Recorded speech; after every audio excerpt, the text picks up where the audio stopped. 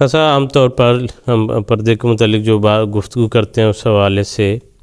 کہ ایک لباس جو پہنا ہوتا ہے اس کے اوپر کوئی اور چادر یا برقع وغیرہ پہنا جاتا ہے، لیکن بعض علاقے جو ہیں وہ شدید گرم ہیں،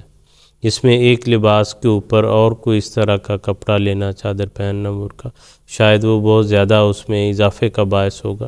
ایسی صورت میں کیا کیا جا سکتا ہے؟ بات دراصل یہ ہے کہ حضرت اقدس مسیح موعود علیہ الصلوۃ والسلام نے ایک نکتہ بیان فرمایا۔ حضور نے فرمایا کہ اللہ تعالیٰ جب بعض ذمہ داریاں کسی پہ ڈالتا ہے تو ان ذمہ داریوں کو ادا کرنے کے لیے، ان ذمہ داریوں کو اٹھانے کے لیے پھر وہ صلاحیتیں بھی عطا کر دیتا ہے۔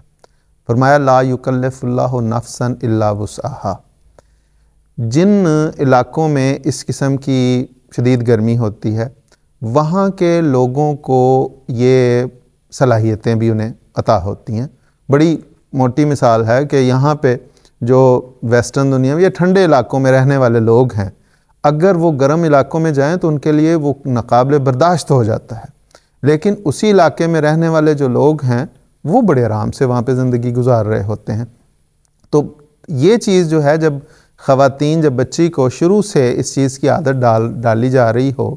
تو اس میں وہ پھر پردے کا خیال اس حد تک، اگر بہت شدید گرمی ہے تو اسے یہ مراد نہیں ہے کہ اسے ضروری ہی کہ وہ شٹل کاک قسم کا برقع پہنا دیا جائے اور اس میں نہ وہ سانس لے سکے نہ کچھ، اور پھر وہ بے ہوش ہو جائے۔ یہ نہیں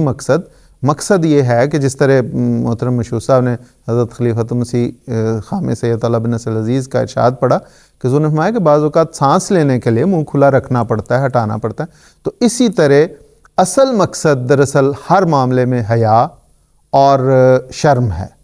اس کو قائم رکھتے ہوئے اگر کوئی ایسا پردہ کیا جائے جس میں انسان، خاتون کا جو یا بچی کا ہے یا لڑکی کا ہے، اس میں اس کا جسم نظر نہ آئے، اس کا لباس اس طرح نظر نہ آئے کہ اٹریکشن پیدا ہو، تو اس پہ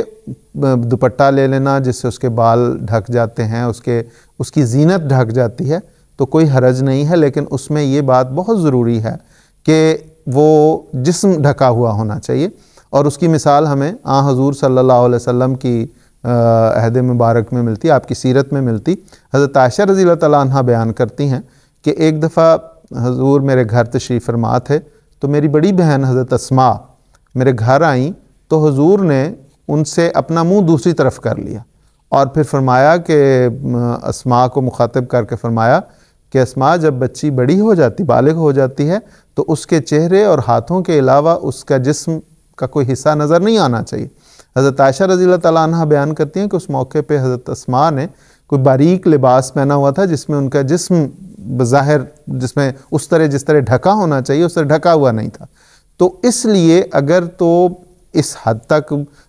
ہے کہ مجبوری ہے کہ اتنا کا لباس پہنا جائے جس میں اس کا جسم ڈھک جائے، یا بڑا جو دوپٹہ ہوتا ہے بعض اوقات وہ کھلا دوپٹہ پر اوپر لے لیا جائے تو لباس ڈھک جاتا ہے اور اس کا پردہ بھی ہو جاتا ہے اور اس میں گرمی بھی محسوس نہیں ہو رہی ہوتی۔ تو اس قسم کی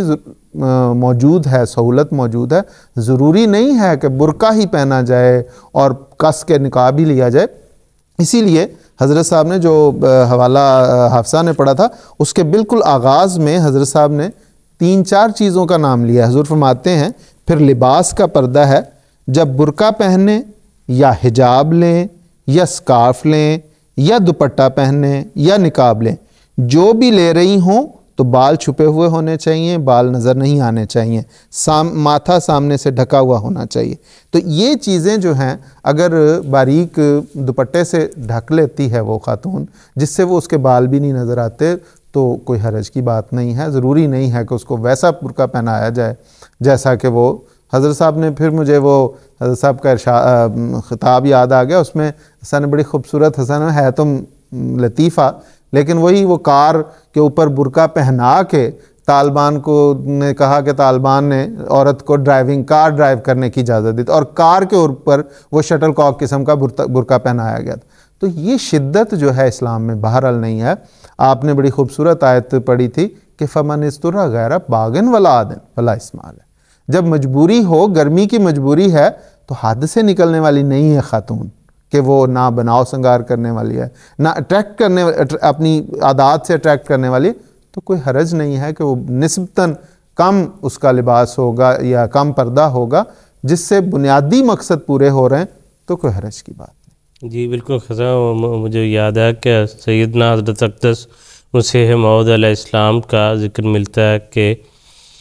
حضرت اماں جان جو ہیں رضی اللہ تعالیٰ عنہ، ان کی طبیعت ٹھیک نہیں تھی، تو ڈاکٹر سے مشورہ کیا، ان کا چہل قدمی کرنی چاہیے، تو حضور کہتے ہیں میں تو ان کو جو ہے وہ باغ میں لے جایا کرتا ہوں تاکہ چہل قدمی کریں، اور گھر کی اور خواتین کو بھی ساتھ لے جاتا ہوں، اور حضور کا ویسے بھی یہ معمول تھا، اور کبھی دنیا کی باتیں اس چیز میں روک نہیں بنی، کبھی بھی پرواہ نہیں کی جو ہے کہ وہ دنیا والے کیا کہیں گے، جو جائز حقوق ہیں، جو حدود کے اندر رہتے ہوئے کہ باہر نکلنا، سیر کرنا، جانا جو ہے وہ بات چیت کسی سے ضرورت کے مطابق کرنا، کبھی ان چیزوں سے وہ روکا نہیں ہے۔ اور اسلام کی اصل جو ہے وہ حقیقت یہی ہے کہ بہت خوبصورت